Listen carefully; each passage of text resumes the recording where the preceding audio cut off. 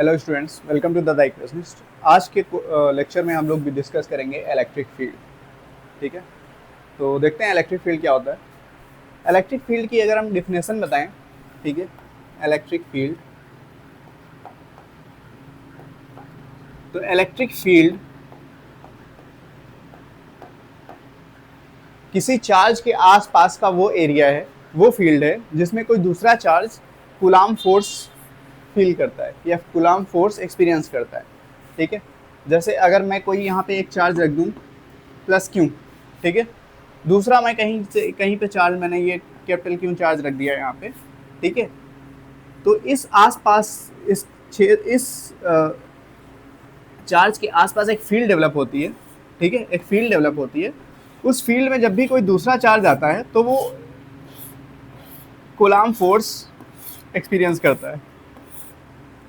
तो जैसे ही ये चार्ज इस फील्ड में आएगा, इस पर कूलाम फोर्स लगना स्टार्ट हो जाएगा। ठीक है, तो वो हमें बताता है कि कितना इलेक्ट्रिक फील्ड, हमें ये डिसाइड कर रहा है कि कितना कूलाम फोर्स ये चार्ज एक्सपीरियंस करेगा। ठीक है, एक चार्ज के आसपास की वो सारी फील्ड जिसमें कोई दूसरा चार्ज कूलाम फोर्स एक्सपीरियंस करता है, इलेक्ट्रिक फील्ड कहलाता है।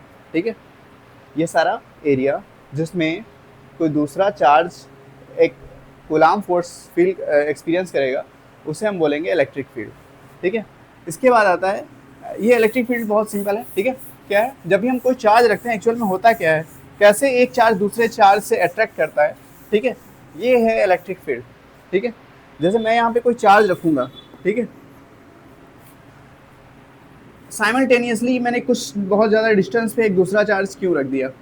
ठीक है, तो ये साइमल्टेनियसली ऐसा नहीं है कि जैसे ही दोनों ही चार्ज मैंने एग्जिस्टेंस में लाए, ठीक है, वैसे ही दोनों एक दूसरे पे फोर्स लगाने लगे। ठीक है, ऐसा नहीं होने वाला है। एक्चुअल में होता क्या है, जैसे ये चार्ज मैंने यहाँ पे रखा, ठीक है, इस चार्ज की वजह से जैसे ये चार्ज रखेंगे, यहाँ पे ये कुछ पार्टिकल्स अपने चारों ओर स्प्रेड करेगा। ठीक है, ये पार्टिकल्स स्पीड ऑफ लाइट से ट्रेवल करेंगे। ठीक है, वैक्यूम में या एयर में ये पार्टिकल्स स्पीड ऑफ लाइट से ट्रेवल करेंगे, और ट्रेवल करते करते ये जब दूसरी किसी चार्ज से अट्रैक्ट इंटरफेयर करेंगे, ठीक है, किसी दूसरे चार्ज से इनका इंटरेक्शन होगा, तब जाके इस पर इलेक्ट्रिक फोर्स लगेगा। ठीक है, ये एक चार्ज मैंने यहाँ पे रखा है। ठीक है, इस चार्ज की वजह से इसने बहुत सारे फोटॉन्स स्प्रेड किए। ठीक है, जो चार्ज जो ये इंटरेक्शन पार्टिकल्स होते हैं, ये फोटॉन्स होते हैं एक्चुअल में चार्ज की वजह से। ठीक है, तो इस चार्ज ने बहुत सारे फोटॉन्स स्प्रेड किए, और जब भी ये फोटॉन्स किसी दूसरे चार्ज से इंटरेक्ट करेंगे, तब वो चार्ज फोर्स फील करेगा। ठीक है, फोर्स एक्सपीरियंस करेगा। तो वो सारा एरिया, ठीक है, वो सारा एरिया जिसमें ये फोटॉन्स स्प्रेड हैं, उसको बोलते हैं इलेक्ट्रिक फील्ड। और इसके बाद आता है इलेक्ट्रिक फील्ड इंटेंसिटी। ठीक है, इसके बाद आता है इलेक्ट्रिक फील्ड इंटेंसिटी। तो इलेक्ट्रिक फील्ड इंटेंसिटी का मतलब है ये फोटॉन्स, नंबर ऑफ फोटॉन्स कितने ज़्यादा हैं। ठीक है, देखिए ये बिल्कुल लाइट की तरह के है, जैसे एक बल्ब है यहाँ पे। ठीक है, इस बल्ब के चारों ओर फोटॉन्स स्प्रेड हो रहे हैं। ठीक है, इस बल्ब के चारों ओर बहुत सारे फोटॉन्स स्प्रेड हो रहे हैं। ठीक है, आप जितना दूर जाएंगे फोटॉन डेंसिटी उतनी कम होती जाएगी, जितना बल्ब के पास आते जाएंगे फोटॉन डेंसिटी उतनी ज़्यादा होती जाएगी। सिमिलरली यहाँ पे भी है, इस चार्ज ने क्या किया है, फोटॉन्स स्प्रेड किए हैं। ठीक है, जो फील्ड कैरियर है यहाँ पे, ठीक है, इसने बहुत सारे फोटॉन्स स्प्रेड किए हैं, और इस फोटॉन्स की वजह से दूसरा जब कोई पार्टिकल्स इंटरेक्ट करता है इस फोटॉन से, तो उस पर फोर्स एक्सपीरियंस करता है वो। ठीक है, और ये जितना ज़्यादा पास आता जाएगा, क्योंकि नंबर ऑफ फोटॉन्स तो इक्वल है। ठीक है, नंबर ऑफ फोटॉन जो ये स्प्रेड कर रहा है वो इक्वल है, तो जितना ज़्यादा ये एरिया कम होता जाएगा, ठीक है, नंबर ऑफ फोटॉन डेंसिटी भी उतनी बढ़ती जाएगी, और इलेक्ट्रिक फील्ड डेंसिटी भी उतनी बढ़ती जाएगी। ठीक है, तो इलेक्ट्रिक फील्ड इंटेंसिटी क्या है, इलेक्ट्रिक फील्ड इंटेंसिटी ये दिखा रहा है कि कोई चार्ज कितना ज़्यादा फोर्स फील कर रहा है, कोई कितना ज़्यादा फोर्स एक्सपीरियंस कर रहा है। ठीक है, तो अगर मैं डिफिनेशन बोलूँ इलेक्ट्रिक फील्ड इंटेंसिटी की, इलेक्ट्रिक फील्ड इंटेंसिटी, ठीक है, इलेक्ट्रिक फील्ड ही जनरली बुक्स में या हम लोग जनरल लैंग्वेज में जो यूज़ करेंगे वो इलेक्ट्रिक फील्ड ही टर्म यूज़ करेंगे। लेकिन जब इलेक्ट्रिक फील्ड टर्म यूज़ करेंगे तो इसका मतलब होगा इलेक्ट्रिक फील्ड इंटेंसिटी, जिसको हम लोग वेक्टर ई से डिनोट करते हैं, ये एक वेक्टर क्वांटिटी है, ठीक है। तो इलेक्ट्रिक फील्ड इंटेंसिटी क्या होता है? Electric field intensity is a measure of force per unit coulomb, force per unit charge, per unit charge, force per unit charge, ठीक है। तो इलेक्ट्रिक फील्ड इंटेंसिटी क्या दिखा रहा है कि किसी चार्ज पे, किसी यूनिट चार्ज पे कितना फोर्स लग रहा है, ठीक है। E equal to F by Q, ठीक है। E equal to F by Q. यहाँ से अगर हम देखें तो इसकी जो यूनिट बन रही है वो यूनिट क्या बन रही है? वो बन रही है न्यूटन पर कूलाम, ठीक है। यूनिट क्या हो गई? न्यूटन पर कूलाम। ये एक वेक्टर क्वांटिटी है क्योंकि फोर्स वेक्टर क्वांटिटी है, इसलिए ये भी वेक्टर क्वांटिटी हो गई। और ये दिखा रहा है हमें कि कितना एक यूनिट चार्ज कितना फोर्स एक्सपीरियंस कर रहा है, ठीक है। सिंपल से हम ये कह सकते हैं, ठीक है। ये हो गया। अच्छा, तो हमने E equal to F by Q हो गया, ठीक है। तो हम इसको ऐसा लिख सकते हैं, 1 बाई क्यू को हमने ऐसे लिखा रहना था, एफ की जगह पे हम क्या लिख रहे हैं? 1/4 pi epsilon not, 1/4 pi epsilon naught Q, Q1 Q2 होता है तो Q अपॉन आर स्क्वायर। मैंने ये बताया था ना, एक यहाँ पे चार्ज रखा था मैंने, ठीक है, और दूसरा चार्ज यहाँ पे रखा था। अब ये चार्ज कितना कूलाम फोर्स एक्सपीरियंस कर रहा है, ठीक है, वो हमारा बताएगा इलेक्ट्रिक फील्ड की इंटेंसिटी क्या है, ठीक है। तो यहाँ से ये कैंसिल हो जाएगा, ये चार्ज और ये चार्ज, तो हमारा क्या बचेगा? 1/4 pi epsilon naught Q upon R square, ठीक है। अगर वेक्टर फॉर्म में आंसर देना चाहें तो ये हम लिख सकते हैं, ठीक है। ये हो गया vector form.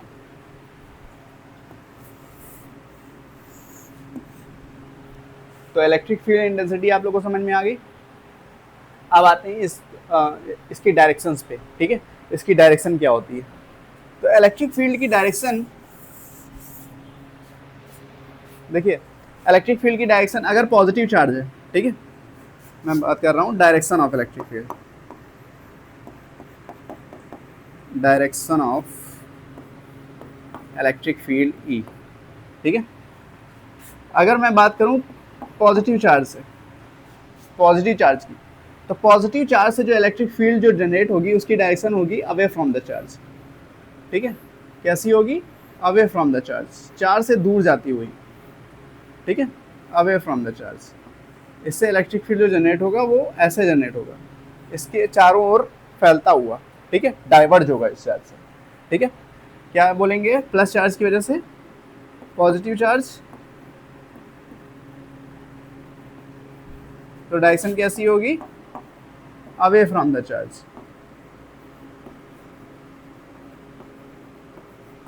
Away from the charge. और यही अगर चार्ज निगेटिव हो जाए, निगेटिव चार्ज, तो इसकी वजह से जो इलेक्ट्रिक फील्ड जनरेट होगी वो होगी टुवर्ड्स द चार्ज। वो कैसी होगी? Towards the charge. ये जो डायरेक्शंस मैं बता रहा हूँ, ये डायरेक्शंस बहुत ही इंपॉर्टेंट है और बहुत ही ध्यान रखने वाली चीज़ है, ठीक है। सारे न्यूमेरिकल्स आपको इस डायरेक्शंस की वजह से ही सॉल्व हो पाएंगे। अगर आपको ये डायरेक्शन नहीं पता है, ठीक है, कि डायरेक्शन इलेक्ट्रिक फील्ड की डायरेक्शन क्या होगी, तो आप क्वेश्चंस नहीं सॉल्व कर पाएंगे। तो इसको अच्छे से ध्यान में रखिएगा कि जब भी पॉजिटिव चार्ज होगी तो डायरेक्शन कैसी होगी? Away from the charge. और जब भी निगेटिव चार्ज होगा, ठीक है, निगेटिव चार्ज होगा तो डायरेक्शन कैसी होगी? Towards the charge. इस केस में क्या होगा? Towards the charge, towards the charge, ठीक है। जैसे यहाँ पे ये बात कर लेते हैं, ठीक है। ये एक्स एक्सिस है, ये हमारा वाई एक्सिस है। हमें यहाँ पे इलेक्ट्रिक फील्ड निकालना है। ये पॉइंट P है, ठीक है, इसके कोऑर्डिनेट हैं लेट 3,0। एक्स एक्सिस पे है तो वाई 0 होगा यहाँ पे, ठीक है। हमारा चार्ज मान लेते हैं कि हमने यहाँ पे रखा हुआ है चार्ज, ठीक है, इस ओरिजिन पे चार्ज रखा हुआ है कितना? कैपिटल Q, ठीक है। अब इस कैपिटल क्यू की वजह से, ठीक है, अगर ये पॉजिटिव है, ठीक है, अभी मैं प्लस कैपिटल क्यू की बात कर रहा हूँ, ठीक है, ये कैसा है, प्लस कैपिटल क्यू। तो प्लस कैपिटल क्यू की वजह से जो पी पे चार्ज हो, पी पे फील्ड बनेगी, वो कैसी बनेगी, प्लस चार्ज है, अवे फ्रॉम द चार्ज, ठीक है। तो इस पॉइंट पे इससे दूर जाता हुआ, यानी इस डायरेक्शन में इलेक्ट्रिक फील्ड बनेगी, ठीक है। जो इस चार्ज और इस पॉइंट को लाइन ज्वाइन कर रही है, उसी के अलाउंग होगा, बस डिसाइड ये करेगा कि ये पॉजिटिव है या निगेटिव, उस हिसाब से हम डिसाइड करेंगे अवे फ्रॉम द या टुवर्ड्स द। तो ये पॉजिटिव है तो अवे फ्रॉम द चार्ज, ठीक है। और अगर ये निगेटिव होता, ठीक है, मैं एक दूसरा एग्जांपल ले रहा हूँ, जैसे मैंने यहाँ पे रख दिया, ठीक है, यहाँ पे एक चार्ज मैंने रख दिया और ये है माइनस क्यू, ठीक है। तो इसकी वजह से जो डायरेक्शन बनेगी इलेक्ट्रिक फील्ड की, वो इस पॉइंट, इस चार्ज और इस पॉइंट से मिलती हुई लाइन के अलोंग ही होगा, ठीक है। वो लाइन जो इस चार्ज इस पॉइंट को ज्वाइन करी उसके अलोंग होगा, लेकिन यहाँ पे क्या होगा, टुवर्ड्स द चार्ज होगा, यानी डायरेक्शन क्या होगी इलेक्ट्रिक फील्ड की इस पॉइंट पे, ये वाली, ठीक है, इस तरह जाती हुई, ठीक है। तो ये माइनस क्यू चार्ज था, इसलिए इस तरह इसकी तरफ जा रही है इलेक्ट्रिक फील्ड, और ये प्लस क्यू है तो इसकी तरफ जा रही है, ठीक है। ये बात हो गई हमारी इलेक्ट्रिक फील्ड की डायरेक्शन की, ठीक है। अच्छा, अब बात करते हैं कि इलेक्ट्रिक फील्ड, जैसे मैंने बोला, ये एक वेक्टर क्वांटिटी है, ठीक है। इलेक्ट्रिक फील्ड कैसी क्वांटिटी है, वेक्टर क्वांटिटी है। तो इसको जैसे हम लोग इलेक्ट्रिक फोर्स डील करते थे ना, इलेक्ट्रिक फोर्स को हम सिंपली ऐसे नहीं ऐड करते थे ना कि कैसे सिंपल स्केलर तरीके से नहीं ऐड करेंगे, ठीक है। जैसे मास है, तो मास अगर कोई एक 1 kg का है, दूसरा 2 kg का है, m1 1 kg का, दूसरा m2 2 kg का, तो अगर हमें टोटल मास निकालना होगा तो हम क्या करेंगे, m1 + m2 कर देंगे, 1 + 2 यानी 3 kg। लेकिन इसमें ऐसा नहीं कर सकते, ठीक है। इलेक्ट्रिक फील्ड अगर 1 न्यूटन कूलॉम है और दूसरी 2 न्यूटन कूलॉम है, ठीक है, जैसे मैं यहाँ पे बात करूँ, ठीक है, मान लेते हैं इसकी वजह से जो इलेक्ट्रिक फील्ड जनरेट हो रही है वो है E-, और इसकी वजह से जो जनरेट हो रही है वो क्या है, E+, ठीक है। तो ऐसा नहीं है जो यहाँ पे नेट इलेक्ट्रिक फील्ड होगी वो हो जाएगी E+ + E-, ऐसा नहीं होने वाला है, ठीक है, ये गलत हो जाएगा, ठीक है। अगर वेक्टर फॉर्म में लिखा है तब हम सिंपली ऐड कर सकते हैं। अगर देखिए वेक्टर फॉर्म में ही लिखा है तो जो नेट वेक्टर फील्ड होगी वो क्या हो जाएगी, प्लस का वेक्टर फॉर्म प्लस ये माइनस का वेक्टर फॉर्म, ये सही है, ठीक है। लेकिन ये गलत हो जाएगा और मैग्नीट्यूड के फॉर्म में दिए, क्योंकि यहाँ पे हम इलेक्ट्रिक फील्ड को इस तरीके से नहीं जोड़ेंगे, हम लगाएंगे vector addition law. Vector addition law क्या कहता है, उसके अकॉर्डिंग हम लोग ऐड करेंगे, ठीक है। दो इलेक्ट्रिक फील्ड को वेक्टर एडिशन लॉ से कैसे जोड़ते हैं आप लोग को पहले ही मैं बता चुका हूँ इलेक्ट्रिक फोर्स वाले में, कि ये होता है, मतलब कुछ भी हो, ठीक है, अगर दो वेक्टर्स हैं, ठीक है, मान लेते हैं एक का मैग्नीट्यूड A है, दूसरे का मैग्नीट्यूड B है, और इन दोनों का जो बीच का एंगल है वो कितना है, थीटा, ठीक है। तो जो इन दोनों का रिजल्टेंट होगा वो क्या आएगा, R = √A² + B² + 2AB cos theta, ठीक है।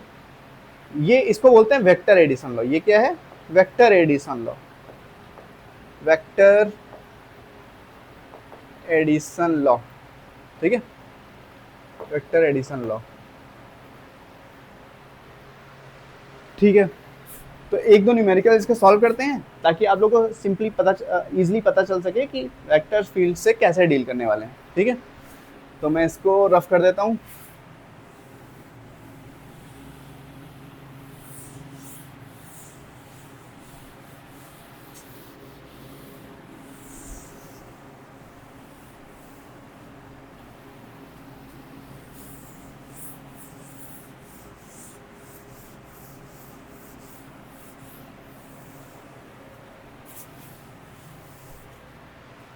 ठीक है, चलिए तो एक क्वेश्चन करते हैं। जैसे क्वेश्चन ये है, क्वेश्चन कह रहा है कि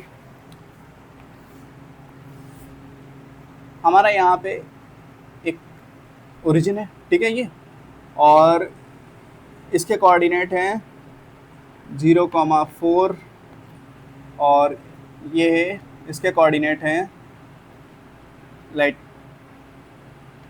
5,0, ठीक है। तो इस 0,4 पे जो चार्ज रखा हुआ है वो है Q1 और इस पे जो चार्ज रखा हुआ है वो है Q2, ठीक है। और हमें गिवन है जो Q1 है वो है लेट्स से 1 माइक्रोकूलम, 1 माइक्रोकूलम, और जो Q2 है वो है 3 माइक्रोकूलम। ठीक है, दोनों पॉजिटिव चार्जेस। अब हमें क्या निकालना है, हमें फाइंड करना है, find net field, find net field at origin, at origin, origin पे नेट फील्ड निकालिए। ठीक है, अब इसको कैसे सॉल्व करेंगे, देखिए ये पॉजिटिव चार्ज है। ठीक है, तो पॉजिटिव चार्ज जो Q1 है उसकी वजह से जो इलेक्ट्रिक फील्ड बनेगी वो इस पॉइंट और इस पॉइंट को ज्वाइन करती हुई लाइन के अलॉन्ग होगा और अवे फ्रॉम द चार्ज होगा, यानी डायरेक्शन इस पॉइंट पे होगी ये, इसको मैंने दे दिया नाम E1। Q2 की वजह से जो इलेक्ट्रिक फील्ड बनेगी उसकी डायरेक्शन होगी इस चार्ज और इस चार्ज और इस पॉइंट को ज्वाइन करती हुई लाइन के अलॉन्ग और अवे फ्रॉम द चार्ज, क्योंकि ये भी पॉजिटिव चार्ज है तो इसकी वजह से जो इलेक्ट्रिक फील्ड बनेगी वो क्या बनेगी, ये। ठीक है, E2। अब E1 और E2 पहले हम मैग्नीट्यूड के फॉर्म में निकाल लेते हैं। ठीक है, मैग्नीट्यूड के फॉर्म, देखो E1 क्या है, पूरा हमारा निगेटिव वाई एक्सिस की तरफ जा रहा है और E2 क्या है, पूरा निगेटिव एक्स एक्सिस की तरफ जा रहा है। ठीक है, तो पहले E1 निकाल लेते हैं। E1 कैसे निकलेगा, 1/4 pi epsilon not Q1 upon R1 square. ठीक है, R1 यहाँ पे कितना है, इस पॉइंट से इस पॉइंट की डिस्टेंस उसका स्क्वायर है, तो इस पॉइंट से इस पॉइंट की डिस्टेंस कितनी है, 0,4 है ना ये, तो इसके ये लेंथ कितनी हो गई, ये लेंथ हो गई 4। ठीक है, ये मीटर में दिए हुए हैं। ठीक है, 4 मीटर है, तो ये हो गया 9 × 10⁻9 इंटू Q1 की वैल्यू कितनी है, 1 × 10⁻6, तो मैंने लिख दिया 1 × 10⁻6। और यहाँ पे R1 स्क्वायर है, तो R1 स्क्वायर की जगह पे मेरा क्या आ गया, 4 का स्क्वायर। ठीक है, अब सिंपली कर लेते हैं, ये आ गया 9/16, ये 9 और इसका 16, और 10 की पावर 9 है, 10 की पावर -6 है, तो इसको ऐड करेंगे तो क्या आ जाएगा, 10 की पावर 3। ठीक है, ये हमारा आ गया E1। अब E2 निकाल लेते हैं, तो E2 निकाल लेते हैं। E2 कैसे निकलेगा, E2 निकलेगा, E2, ठीक है, E2 के लिए डिस्टेंस क्या हो जाएगी, R2 ये वाली। ठीक है, ये है 5 मीटर। ठीक है, ये डिस्टेंस कितनी आ जाएगी, 5 मीटर। ठीक है, फॉर्मूला क्या लगेगा, 1/4 pi epsilon not Q2 by R square, यानी R2 स्क्वायर यहाँ पे, तो ये आ गया 9 × 10⁻9 इंटू Q2 की वैल्यू कितनी थी, 3 × 10 की पावर -6, तो मैंने लिख दिया 3 × 10 की power -6 divided by R2 square, यानी 5 का स्क्वायर, 9 3 27, और ये 10⁻3 आ गया, नीचे क्या आ गया 25, ये आ गया हमारा E2। ठीक है, ये हमारा आ गया E2।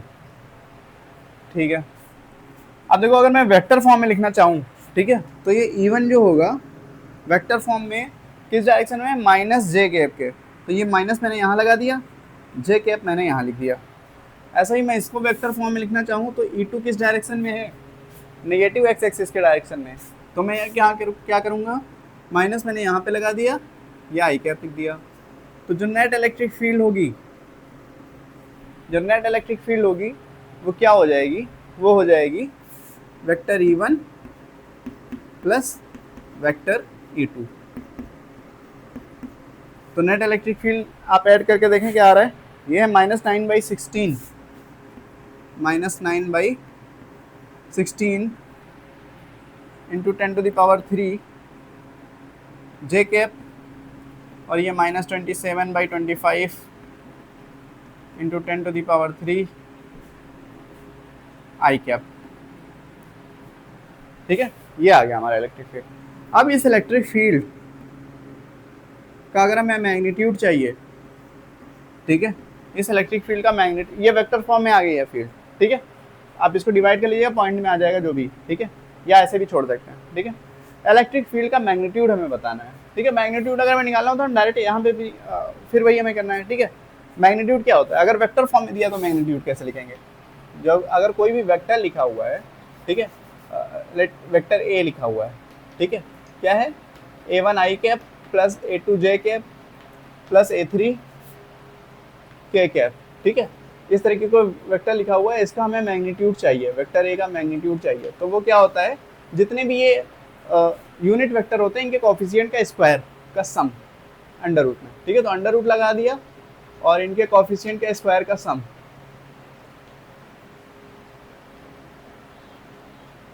ठीक है, ऐसे होता है। वही काम हम यहाँ पे भी करेंगे, ठीक है।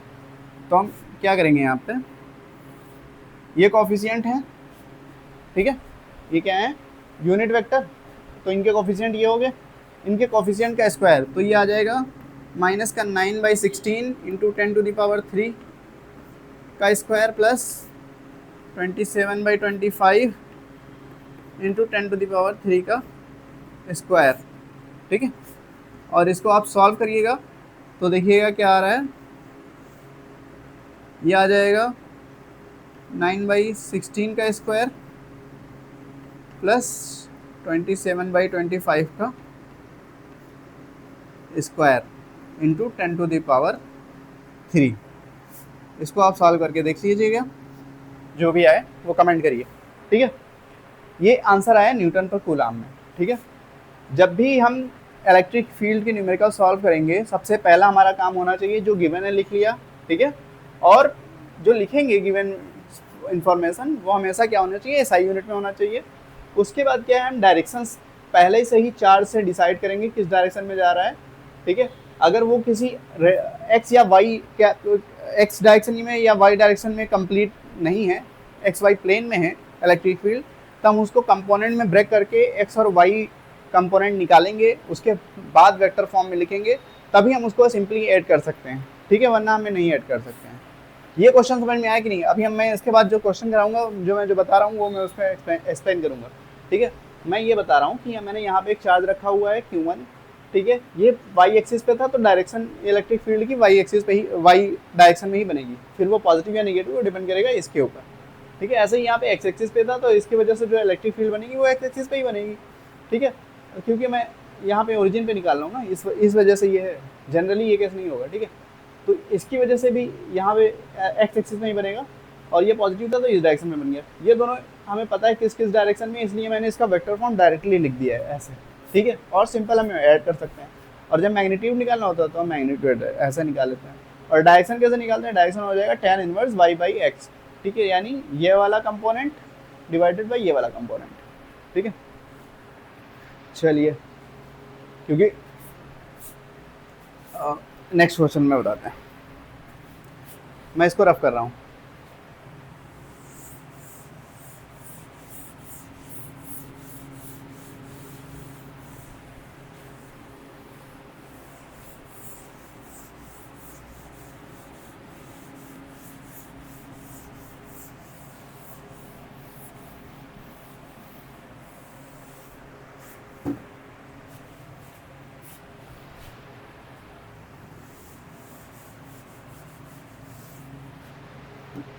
चलिए अब एक क्वेश्चन करते हैं जिसमें कंपोनेंट इलेक्ट्रिक फील्ड की जो डायरेक्शन होगी, ठीक है, वो एक्स या वाई एक्सिस के अलॉन्ग नहीं होके किसी रैंडम एक्स वाई प्लेन में होगी, किसी रैंडम डायरेक्शन में, ठीक है।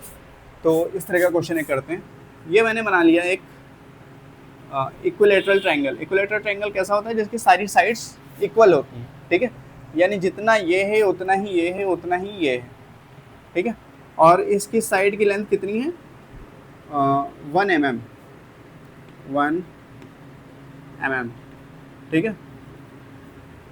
और ये A है, ये B है, और ये C है, ठीक है, ये B पॉइंट, ठीक है। और A पॉइंट पे एक चार्ज रखा हुआ है Q1, और B, अब ये एक ऐसा क्वेश्चन करते हैं जिसने इक्वल चार्ज रखा है। A और C पॉइंट पे Q कूलाम का एक चार्ज रखा हुआ है, और Q की वैल्यू दी हुई है, कितनी दी हुई है, 3 माइक्रोकूलाम, ठीक है। 3 माइक्रोकूलाम चार्ज यहाँ पे रखा हुआ है, 3 माइक्रोकूलाम चार्ज यहाँ पे रखा हुआ है। हमें क्या करना है, find field at point B, ठीक है। बी पॉइंट पे इलेक्ट्रिक फील्ड निकालना है। तो ये हो गया 60 डिग्री, ये हो गया 60 डिग्री, ठीक है। ये भी 60 डिग्री होगा। जो इक्विलैटरल ट्रायंगल होता है उसके सारे एंगल कितने होते हैं, 60 डिग्री के, ठीक है। अच्छा, ये पॉजिटिव चार्ज है, इसकी वजह से जो इलेक्ट्रिक फील्ड बनेगी वो कैसी बनेगी, अवे फ्रॉम द चार्ज। इसकी वजह से जो इलेक्ट्रिक फील्ड बनेगी कैसे बनेगी, अवे फ्रॉम द चार्ज। एक और बात देखो, यहाँ पे चार्ज और डिस्टेंस पॉइंट्स, इस पॉइंट पे निकालना ना, इस पॉइंट और इस चार्ज की पॉइंट और इस चार्ज के बीच की जो डिस्टेंस है वो ए है, और इस चार्ज और इस पॉइंट के बीच डिस्टेंस ए है। तो दोनों की वजह से इलेक्ट्रिक फील्ड सेम मैग्नीट्यूड की बनेगी, ठीक है। कितनी बनेगी, सेम मैग्नीट्यूड की। तो मैंने ई लिखा, यहाँ पे भी ई ही यहाँ पे रखा, E1 E2 लिखने की जरूरत नहीं है, क्योंकि चार्ज और डिस्टेंस सेम है, ठीक है। इलेक्ट्रिक फील्ड सिर्फ दो ही चीज़ों पे तो डिपेंड कर रहा है, 1/4 pi epsilon not Q upon R square. तो Q पे डिपेंड कर रहा है और R पे डिपेंड कर रहा है, 1/4 पाई एप्सिलॉन नॉट तो कांस्टेंट है। तो यहाँ पे हमारा इलेक्ट्रिक फील्ड सिर्फ दो चीज़ों पे डिपेंड कर रहा है। वो दो चीज़ें क्या हैं, एक इलेक्ट्रिक फील्ड, दूसरा ये डिस्टेंस, ठीक है। और इन दोनों चार्ज के केस में ये दोनों ही इक्वल हैं, इसलिए मैंने दोनों ही चार्जेस की वजह से जो इलेक्ट्रिक फील्ड बन रही है उसको ई ही नाम दिया है, यानी ये सेम मैग्नीट्यूड की फील्ड्स हैं, ठीक है। अच्छा, अब यहाँ पे ये एंगल कितना है, 60 डिग्री, ठीक है। तो ये एंगल भी पूरा 60 डिग्री होगा, ठीक है। और अगर मैं यहाँ पे एक्स एक्सिस और वाई एक्सिस के लिए इस तरीके से बना दूँ, एक एक्स और वाई एक्सिस, तो ये एक्स एक्सिस हो गई, ये वाई एक्सिस हो गई, ठीक है। अब ये एंगल कितना हो जाएगा, ये 30 हो जाएगा, और ये एंगल भी कितना हो जाएगा, 30, ठीक है। तो इसके देखो, ये एक्स वाई प्लेन में आ गई इलेक्ट्रिक फील्ड, ठीक है। अब इसके दो कंपोनेंट बनेंगे, एक वाई कंपोनेंट, एक एक्स कंपोनेंट। ऐसे ही ये भी एक्स वाई प्लेन में है, ठीक है। इसके भी दो कंपोनेंट बनेंगे, एक वाई कंपोनेंट, एक एक्स कंपोनेंट, ठीक है। चलो इसका पहले बनाते हैं। तो इसका एक्स कंपोनेंट क्या होगा, देखो इस साइड 30 डिग्री है तो इस साइड कॉस लिया जाएगा, मतलब जिस साइड एंगल होता है उस साइड कॉस लेते हैं, उसके परपेंडिकुलर डायरेक्शन में साइन लेते हैं, ठीक है। तो यहाँ पे इस साइड 30 है, इसलिए ये वाला जो प्रोजेक्शन इसका इस पे आएगा वो क्या होगा, ई cos 30, ई cos 30। और जो इस पे प्रोजेक्शन आएगा वो क्या आएगा, ई sin 30, ठीक है। इसमें भी यही होने वाला है, ठीक है। इस पे जो प्रोजेक्शन आएगा वो क्या आएगा, ई sin 30। लेकिन ये किसमें है, -x डायरेक्शन में है, ठीक है। और इसका जो इस पे प्रोजेक्शन आने वाला है वो क्या आएगा, ई cos 30। तो ये मैंने लिख दिया, ई cos 30, ठीक है। तो देखो ई sin 30 इस डायरेक्शन में, ई sin 30 इस डायरेक्शन में, अपोजिट है, ठीक है। तो जब भी अपोजिट डायरेक्शन में होती है तो हम सिंपली माइनस कर देंगे फील्ड्स को, ठीक है। तो इसमें क्या होगा, ई sin 30 और ई sin 30 दोनों इक्वल मैग्नीट्यूड हैं और अपोजिट हैं, ठीक है। तो ये दोनों एक दूसरे को कैंसिल कर देंगे इलेक्ट्रिक फील्ड्स, ठीक है। तो टोटल जो इलेक्ट्रिक फील्ड होगा वो हमारा सिर्फ वाई डायरेक्शन में बन रहा है, ठीक है। तो जो नेट इलेक्ट्रिक फील्ड होगा वो ई नेट कितना होगा, सिर्फ वाई डायरेक्शन में है, तो हम क्या लिख सकते हैं, 2 टाइम्स ई cos थीटा, क्योंकि ई cos थीटा इस वजह से और ई cos थीटा इस वजह से, तो 2 टाइम ई cos थीटा या ई cos 30 लिख सकते हैं डायरेक्ट, क्योंकि एंगल कितना है, 30। और ये किस डायरेक्शन है, पॉजिटिव वाई एक्सिस, तो जे के, ठीक है। cos 30 की वैल्यू होती है √3/2, ठीक है। तो √3/2 से 2 से कैंसिल हो जाएगा, √3 बचेगा, तो क्या आ गया, √3 ई जे के।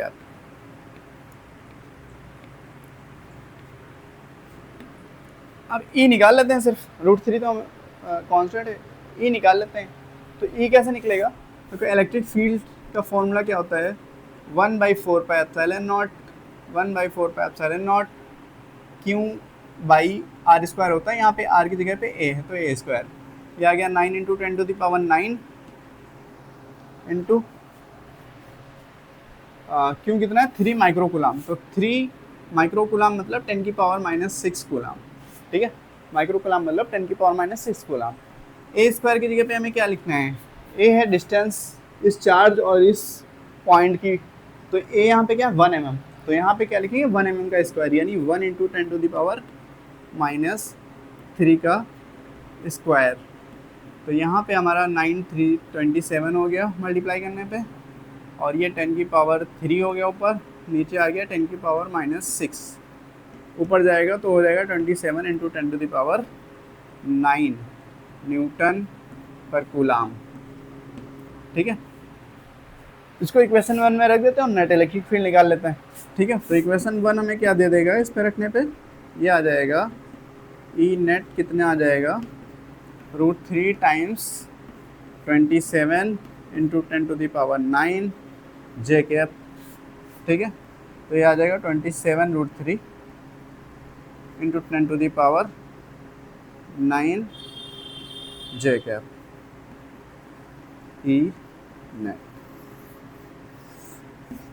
ठीक है। इस तरीके से सॉल्व करेंगे, ठीक है। यहाँ पे देखिए कंपोनेंट ब्रेक करना पड़ा आपको, ठीक है, क्योंकि ये एक्स या वाई डायरेक्शन में नहीं था, ये एक जनरल रैंडम डायरेक्शन में था किसी एक्स वाई प्लेन में, इसमें 30 डिग्री था, ठीक है। इन केस अगर आपको नहीं पता है तो आपको डायरेक्शन निकालना पड़ेगा, ठीक है। उसका भी एक क्वेश्चन सॉल्व करेंगे नेक्स्ट लेक्चर में। इस लेक्चर में यहीं तक रखते हैं, मैंने क्या 2 न्यूमेरिकल्स आपको सॉल्व कराए हैं ताकि आप डायरेक्शन समझ सकें, ठीक है। नेक्स्ट जो लेक्चर होगा, ठीक है, वो सिर्फ न्यूमेरिकल्स बेस होगा, ठीक है। तो सीखेंगे कि कैसे, मैं स्टार्टिंग से शुरू करूँगा, ठीक है, फिर एडवांस लेवल तक जाऊँगा, ठीक है। अभी मैं सिर्फ डिस्क्रीट चार्जेस की वजह से इलेक्ट्रिक फील्ड बता रहा हूँ, ठीक है, क्योंकि चार्ज डिस्क्रीट भी हो सकता है और कंटिन्यूस भी हो सकता है। अभी मैं डिस्क्रीट चार्जेस की वजह से क्या डायरेक्शन कैसे बन रही है, ठीक है, वो मैंने आपको यहाँ पे एक्सप्लेन किया हुआ है। मिलते हैं नेक्स्ट लेक्चर में।